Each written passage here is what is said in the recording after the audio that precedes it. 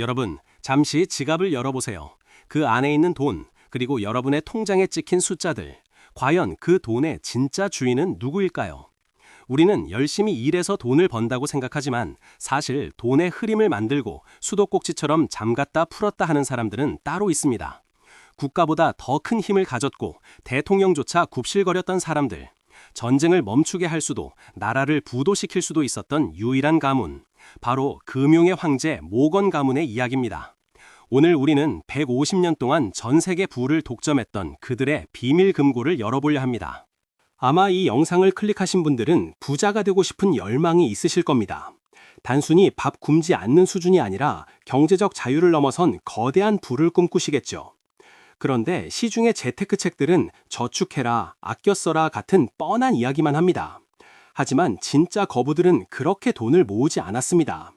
오늘 소개할 책, 금융 역사의 바이블이라 불리는 론 처노의 모건 가문을 통해 진짜 자본가들이 돈을 바라보는 관점을 훔쳐보겠습니다.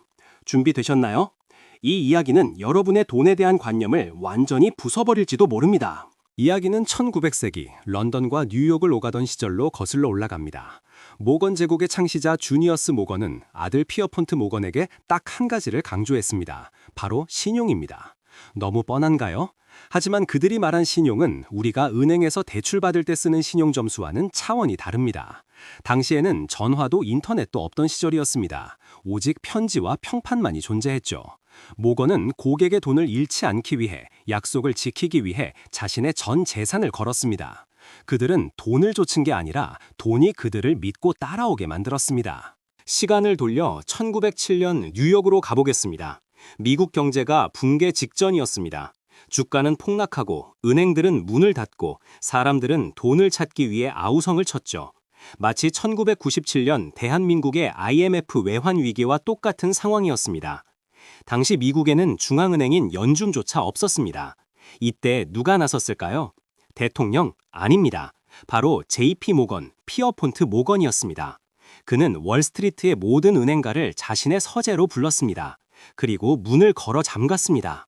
모건은 방 안에 갇힌 은행가들에게 말했습니다. 살고 싶으면 돈을 내놓으시오. 그는 죽어가는 은행과 살려야 할 은행을 그 자리에서 결정했습니다. 자신이 가진 정보와 통찰력으로 리스크를 분류하고 강제로 자금을 객출해 시장을 진정시켰습니다. 단 한 명의 민간인이 국가의 중앙은행 역할을 한 것입니다. 이것이 바로 금융 권력의 정점입니다. 돈을 가진 자가 규칙을 만든다.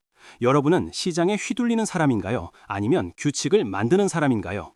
모건은 위기를 기회로 삼아 경쟁자들을 제거하고 자신의 제국을 더욱 곤고히 했습니다. 모건 가문의 또 다른 성공 비결은 정보의 독점이었습니다. 그들은 아무나 상대하지 않았습니다. 국가, 왕실, 그리고 최고의 기업들만 고객으로 삼았습니다. 이를 젠틀맨 뱅킹이라고 불렀죠. 그들은 고객의 내부 깊숙한 정보를 알고 있었기에 남들보다 빠르고 정확하게 투자할 수 있었습니다. 현대사회로 따지면 여러분이 투자할 때 얼마나 깊이 있는 정보를 가지고 있느냐의 문제입니다. 뉴스 기사 한 줄 보고 주식을 사고 있지는 않나요? 모건은 신문 기사가 나오기 전에 뉴스를 만드는 사람이었습니다. 모건은 피 튀기는 경쟁을 싫어했습니다. 대신 그는 모든 것을 합쳐버렸습니다. 철도 회사가 서로 싸우면 망한다고 생각해서 경쟁사들을 사들여 하나로 합병시켰습니다. 에디슨의 전기 회사도 합병해 제너럴 일렉트릭, 즉 GE를 만들었고 철강 회사들을 합쳐 US 스틸을 탄생시켰습니다. 이것이 바로 모거니제이션, 모건화입니다. 부자가 되려면 작은 파이를 두고 싸우지 마세요. 판을 키우고 그 판 전체를 소유하는 구조를 짜야 합니다. 독점은 나쁜 것이라고 배웠겠지만 자본주의 역사에서 가장 큰 부는 항상 독점에서 나왔습니다. 1차 세계대전이 터졌을 때 모건 가문은 또 한 번 도약합니다. 영국과 프랑스 정부는 전쟁 자금이 필요했고 그 돈을 조달해 줄 수 있는 곳은 모건밖에 없었습니다. 모건은 연합국의 공식 구매 대리인이 되어 무기부터 식량까지 모든 물자의 구매를 대행했습니다. 수수료만으로 천문학적인 돈을 벌었죠. 남들이 전쟁터에서 피를 흘릴 때 그들은 돈의 흐름을 쥐고 전쟁의 승패를 결정지었습니다. 냉혹하지만 이것이 자본의 현실입니다. 위기는 준비된 자에게는 사다리가 됩니다. 하지만 영원한 제국은 없는 법입니다. 1929년 대공황이 찾아왔고 사람들은 은행가를 악마로 부르기 시작했습니다. 미국 정부는 글래스-스티걸 법이라는 강력한 규제를 도입해 모건 제국을 강제로 쪼개버렸습니다. 상업은행과 투자은행을 분리시킨 거죠. 이때 JP 모건과 모건 스탠리가 갈라져 나오게 됩니다. 하지만 놀라운 건 쪼개진 후에도 그들은 망하지 않았다는 겁니다. 오히려 각자의 영역에서 1등이 되었습니다. 진짜 실력은 환경이 변했을 때 드러납니다. 그들은 변화에 저항하기보다 빠르게 적응했습니다. 시대가 흘러 1980년대 금융의 판도가 바뀝니다. 과거의 신사적인 관계 금융은 사라지고 적대적 인수합병과 정크본드가 판치는 약육강식의 시대가 도래했습니다. 모건 가문의 후예들도 변해야 했습니다. 그들은 더 이상 고객의 집사 역할에 만족하지 않고 직접 돈을 굴리는 트레이더가 되었습니다. 저자는 이 과정을 카지노 자본주의라고 부릅니다. 이제 돈은 실물 경제를 돕는 도구가 아니라 돈 자체가 상품이 되어버린 것입니다. 여러분이 지금 주식이나 코인에 투자하는 것도 사실상 이 거대한 카지노 시스템 위에 서 있는 것입니다. 책의 내용이 방대하지만 우리가 꼭 챙겨야 할 교훈을 정리해 보겠습니다. 첫째, 결국은 사람입니다. 피어펀트 모건은 의회 청문회에서 이렇게 말했습니다. 돈보다 중요한 것은 인격이다.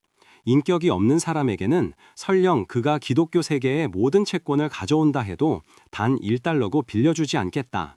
기술이 발전하고 AI가 나와도 결국 큰 돈은 믿을 수 있는 사람에게 몰립니다. 여러분은 주변 사람들에게 1억 원을 빌릴 수 있는 신용을 쌓았나요? 그게 바로 여러분의 진짜 자산 가치입니다. 둘째, 강철 같은 멘탈입니다.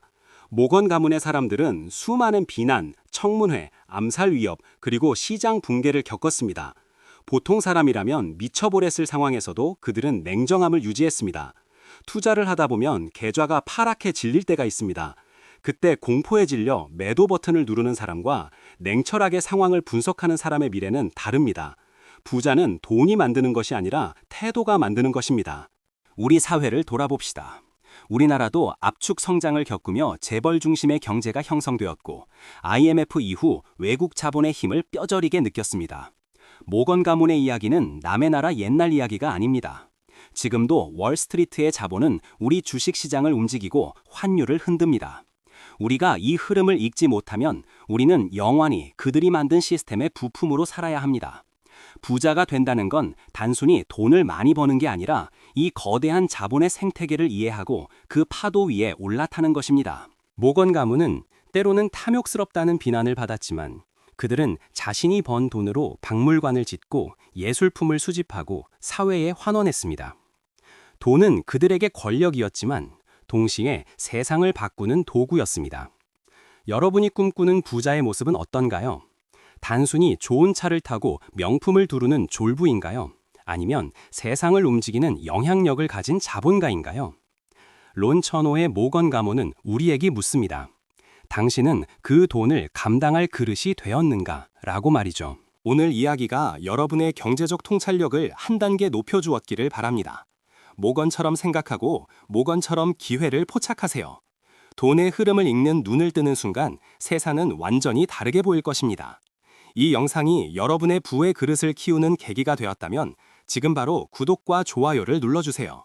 그리고 댓글로 여러분이 생각하는 신용의 가치에 대해 남겨주세요. 부자가 되는 길 함께 걸어가겠습니다. 감사합니다.